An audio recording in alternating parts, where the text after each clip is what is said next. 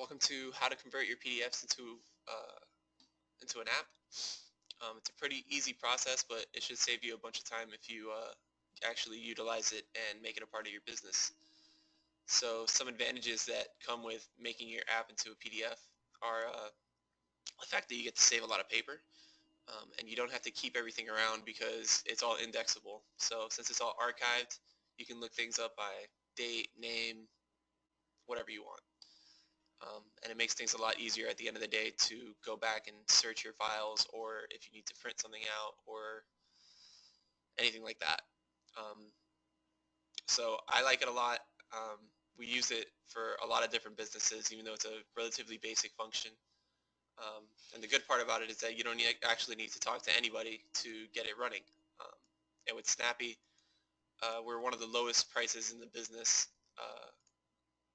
You check out the pricing page really quick. It's only $5 per user per month. Um, and if you're doing a public app, so that means it's going to go on the store, you can use 50 bucks a month and it'll be unlimited users. So it's really cheap. It's a great solution for people that have relatively small businesses and they need something in order to expedite things a little bit or streamline them. Um, so with that said, how do you do it? First step's relatively easy. All you have to do is sign up at the Snappy website. Just fill out this information here. Obviously, I already have a login, so I'm just gonna log in really quick. And you're gonna see this screen.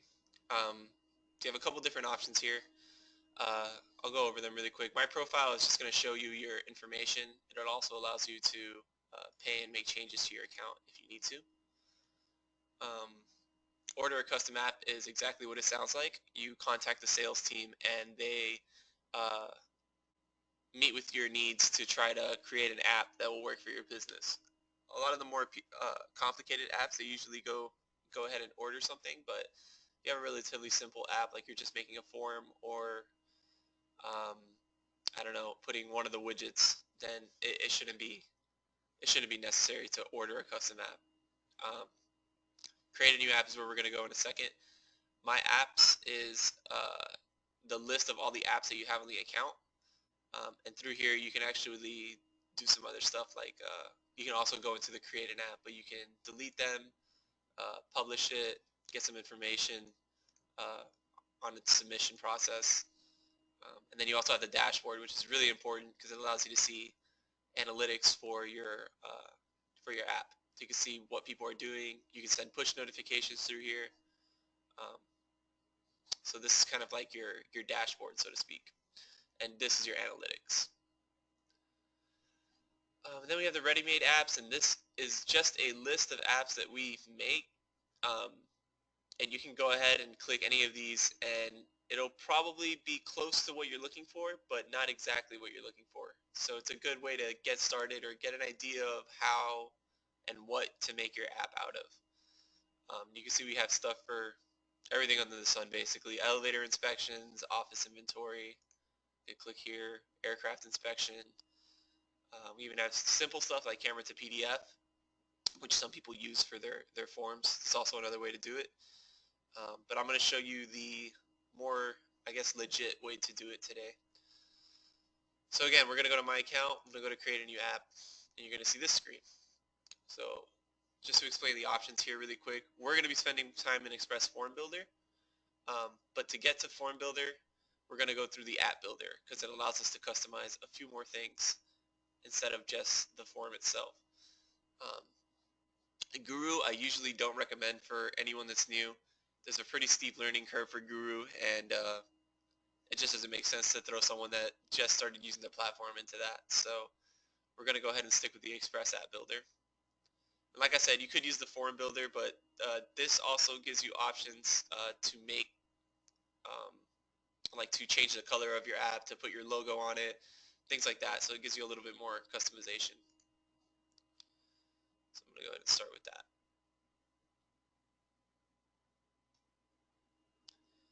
Sometimes this takes a while, but just give it a second. So today, instead of starting one from scratch, like I usually do, I'm going to go ahead and pick one from a category. Construction has been really taken off lately, so I'm going to use that. And we're going to do construction manager, sure. So right here, it's going to give you some information on what this template specifically entails. So you can see right here, it has some bullet points that matches up with what you're looking for. Then go ahead and press select and continue. The next screen is going to be your color choice. We obviously have a lot of colors here. You can customize it yourself if you want.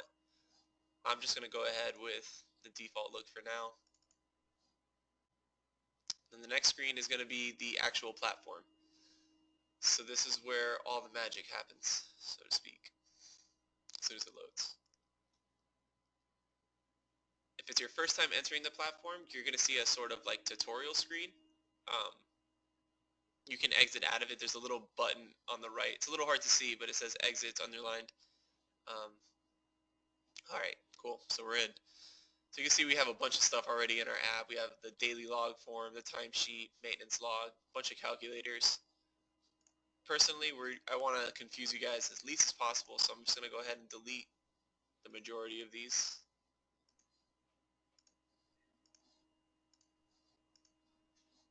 I don't even need that. Don't need that. Alright, cool. So we'll just leave it at that, the daily log form. Some things I want you to notice is that this little mock phone on the side right here is actually the same interface that it would be if it was your actual phone. So if you want to find out what happens when you click this button, this is going to show you the same thing than it would with your other phone. If you put it on HTML5 mode, it'll show you an even more accurate version of what's on your phone.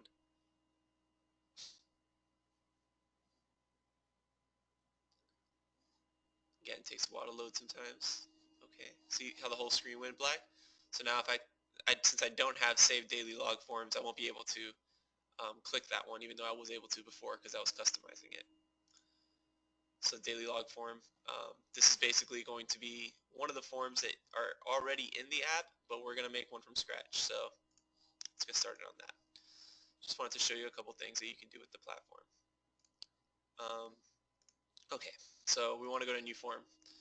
It's going to ask us, do we want to build a form or we want to load a PDF? Since we're doing it on how to convert your PDFs, there's a good chance that if you have your PDF on paper that you have it somewhere on a computer saved. We're just going to click load PDF. The next screen is going to ask you to drop a file here or click to upload. I already have a file here that I've been using as a kind of a dummy document to do this stuff. It's not a real form, but it'll show you what I mean when I do things, or what happens when you do things to the form. So again, give it a second, and it's going to open a big version of whatever your PDF was. Again, mine is pretty basic. There's a good chance that you're going to have one that's way more complicated, but that's all right. It's the same process anyways. So here's my form. First thing you see on the form, obviously, welcome to Snappy. I'm not going to want to put a field there because that's not something that I want someone to change. So where you do want to put a field, though, for example, is places where it says like name, and then you have a blank space. The blank space is going to be your input. So what you want to do is find which one of these fields on the left here corresponds with that blank space. So obviously a name can't be determined with the radio, so we don't really want that. Yeah, delete that field. And then, so yeah, basically you want to look through here and see which one is most in line with whatever this is. Obviously text and numbers is probably going to be the closest thing. So you just drag and drop the field, and then you can adjust the size of it to be whatever you want. So something to keep in mind that I don't think a lot of people think about is that when they're looking at this on the phone, whoever's going to be using this, it's going to be small. The input field, they have to click into it with their finger. If it's really tiny, it's going to be hard for them to click into it, so you generally want to make them as big as possible. That'll also adjust the size, so the letters are going to be exactly as tall as the box. So you want the box to be around the same size as what you would want the text to be. On most forms, It's obviously boxed out, so it's a little bit easier. You just make it the size of the box, but if you're doing it like this, obviously there's no box. So address, again, same thing. We're going to use text and numbers because drop-down, checkbox, and radio probably won't work. I mean, drop-down might work if you have a set amount of addresses, but if you want to leave it up in the air, just go ahead and put another text and numbers field there. So that's another cool thing you might notice is that the fields are going to snap to whatever size the previous fields are, so you can have some sort of congruency when you're making this. Next up we have gender, which is either going to be male or female. You can't be both, so putting the checkbox field probably doesn't make a lot of sense, but putting the radio field does. So if you just go ahead and drag and drop a radio field there and there. The good thing about this is that if they're on the same line, radio is only going to pick up one of the options. Like it'll automatically switch from one option to the other, which is something that checkbox won't do. It'll just grab both of them. Again, you want to make them a little bit bigger because clicking on this on a phone is going to be a little bit more difficult. So try to make it as big as you can, really. On the final form, it'll show up a little bit smaller, so don't worry too much about the size. Make it easy for them to click. It's supposed to make it easier in general. Then we have drop-down example. I couldn't think of something, so I just wrote drop-down example, but basically this is to explain the drop-down function. And the way this works is you have your different values. So say you needed to make a bunch of options for a particular thing. Option 1, option 2. Alright, and then you can see here the first option is going to be the default option. What a lot of people do is they'll not have a first option, and that way it's just blank. So when they click into it, they'll see option 1, option 2, and so on, whatever your options are. But a lot of people will leave the first one blank just so that this box is blank instead of being whatever the first option is. Alright, so those are the basic fields, and for the most part your whole form should be able to be filled out with just these. But we also have the pre-built fields, and these are going to be like more specific things. For example, clicking on the image logo field will allow you to input a picture. Date and time captures the date and time of whenever the form is being filled out. So it's useful if you want to see what day the person that was filling out the form did it. It'll automatically capture the day, so it's a pretty neat feature. No one can forget what time they did it or what day they did it. Sign and draw is exactly what it sounds like. It allows you to either put a signature there, or you can draw something if you need to. I don't know why you would want to draw something, but it's mostly used for signatures.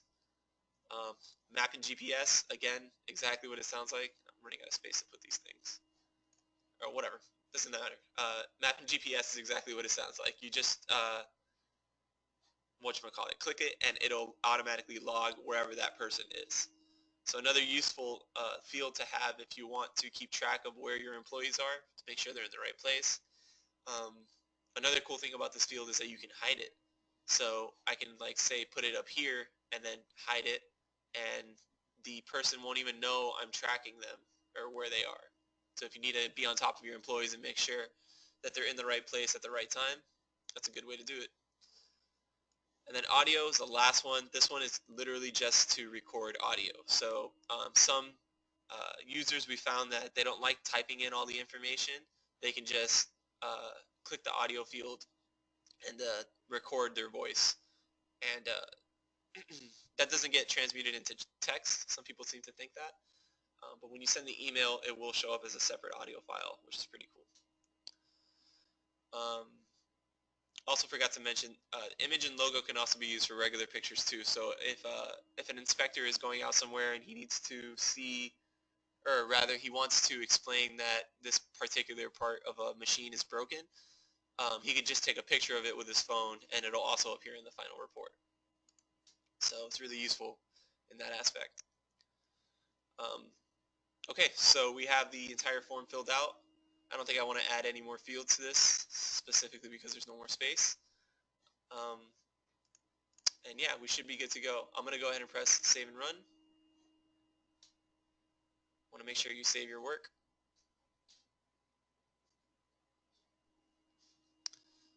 Okay, Then I'm going to go to exit to app builder.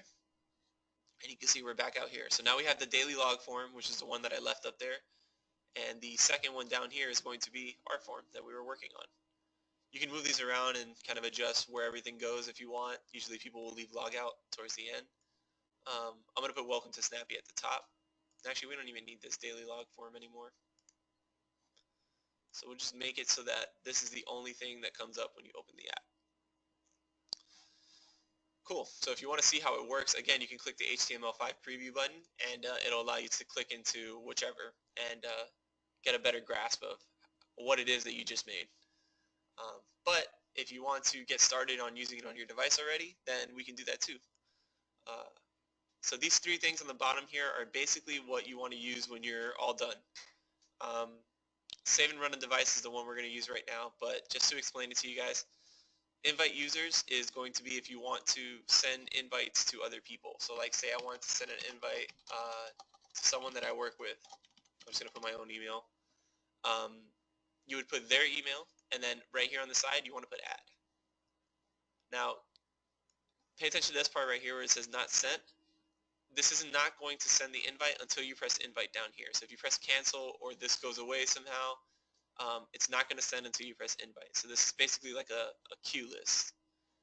Another thing you can do if you don't want to type in emails one by one, you can just upload an Excel file with all the emails, and it'll automatically populate this list with whatever's on the Excel file. Cool. So I don't want to invite anybody because that's just going to create a mess. I'm going to go ahead and press cancel. Just wanted to show you guys how to do that. And then publish is what you're going to do when you're all the way done with your app. You've tested it out, made sure everything works the way you want it to. Publish allows you to either put it on the App Store, which is what a public app is. Private app allows you to email your group of users or whatever and make it an official app rather than just a prototype that you're using with the Snappy preview, which I'll show you what that is in a bit. And then HTML5 is the last option.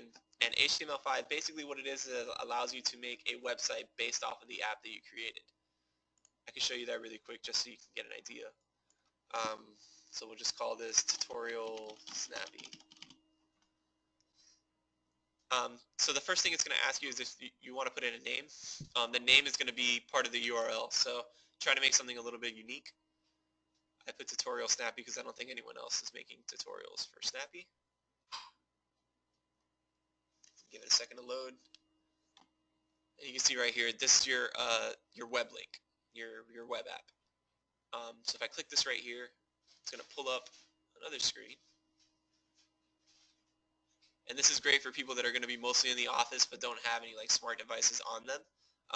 They can just use this web to, well, I guess platform to web app, and it'll make the app into a website. So right here you can see, I don't know why daily log form is showing up because we deleted that, but if I press welcome to Snappy, normally it would show it. Right now it's not. And then you can also log out as if it was a real app. So that's that. And then so what I want to show you really quick is the prototype app. So I'm going to pull up a app on my phone that basically mirrors whatever's on the phone onto the computer, so you can see what I'm doing on the phone. I'm gonna have to open this guy. Oh, wrong program. Well, right program, wrong button. Okay, make sure this is working.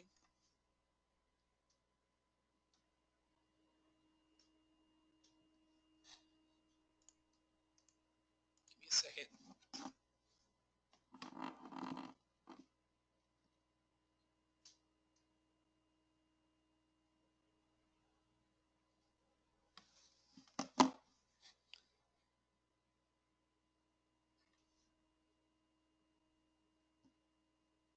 Oh no, this isn't working. Oh, I'm not on Wi-Fi. Sorry.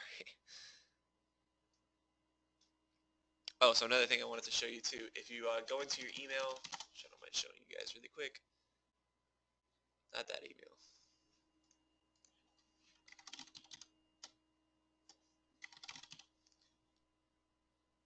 Come on, where's my Snappy email? Whatever. It'll basically email you a copy of the of the web app. So if you lose the URL, you'll always have it in your email somewhere. There we go. So now you're seeing basically a reflection of what's on my phone.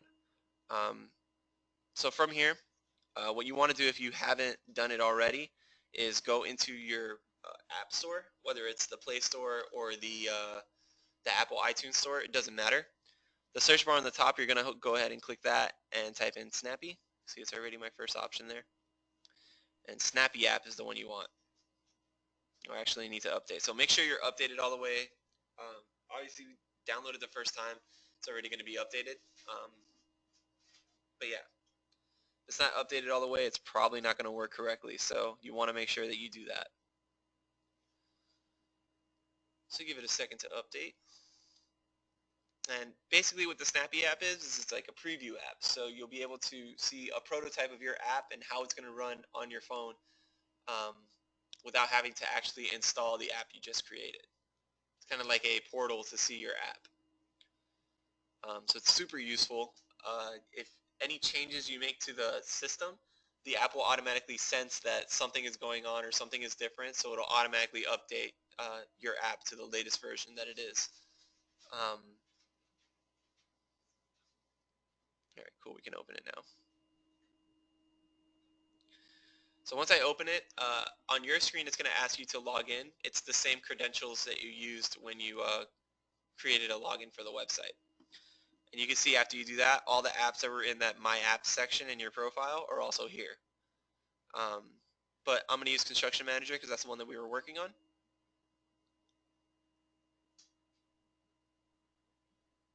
Give it a second. For some reason, we still see daily log form, but it's okay because Welcome to Snappy is down here, and this is the PDF that we were working on. So this screen is good. This means that the PDF that you're or the thing that you're looking at is in fact a PDF and it is editable. So just go ahead and press OK there, and then you'll see right here this is exactly what we were just working on. So if I want to type in name for a field, you would just type in the name, press done, press OK, and the name shows up there. Address, same thing. Just put whatever. Address shows up there. Now the radio buttons that I was talking to you about, see how it only captures one? If you were to have checkboxes instead, it would capture both of them. So if you have something that's both options, then you want to use that. But otherwise, the radio button's the way to go. And you can see for your drop-down example, same thing. The first option's not there because it was blank, but it's not showing anything as a default. So now if you want to pick option 1, you just press option 1, okay, you're good to go. So let me see if I remember what all these are. I know the one at the bottom was the audio capture.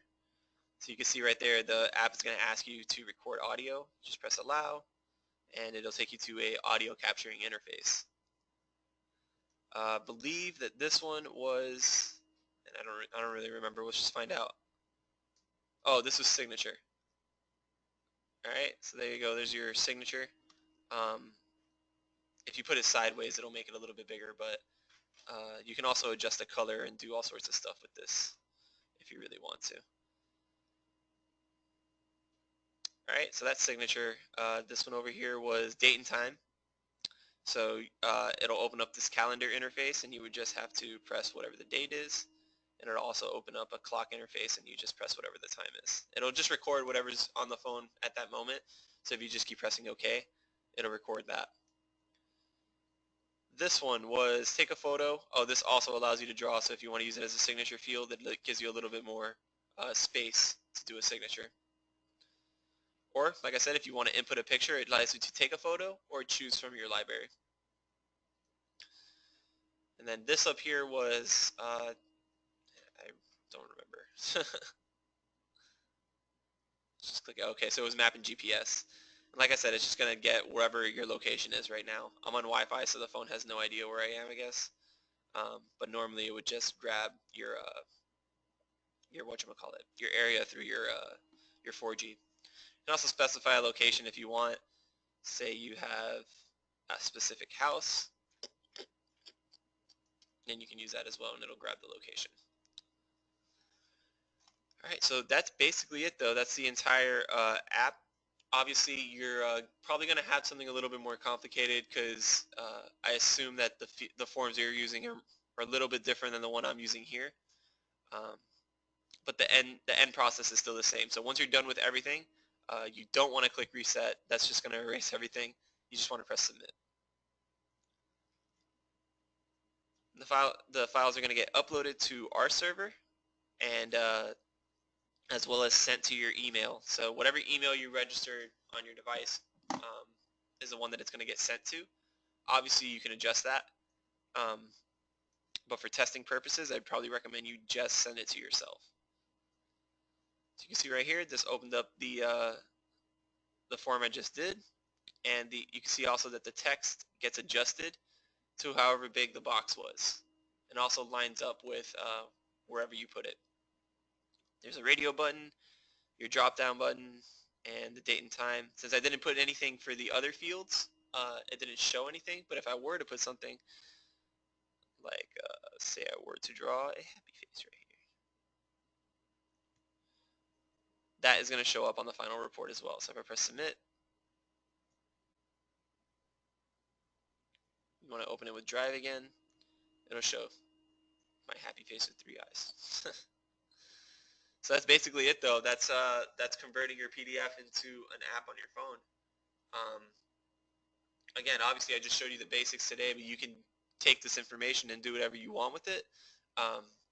The good thing about our platform is that it's unlimited amount of prototypes. So if you didn't like what you spent, a few hours on this and you didn't like what you ended up making, it didn't cost you anything either. So you could just go back and adjust it and do whatever you want to it in order to make it what you envisioned in the first place. And with that, I think that concludes my presentation.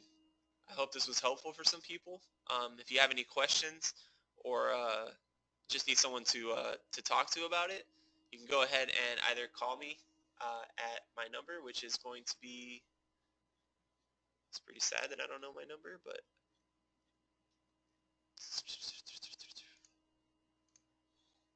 we'll find out.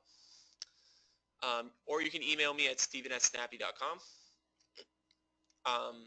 You can also email support@snappy.com. We have a bunch of guys that really know the platform extremely well, and they'll be able to help you with that. So my number is the number right up here, 603-463-0703. Yeah, if you have any further questions, just go ahead and let me know. Thanks for coming. Thanks for stopping by, and have a nice Thursday.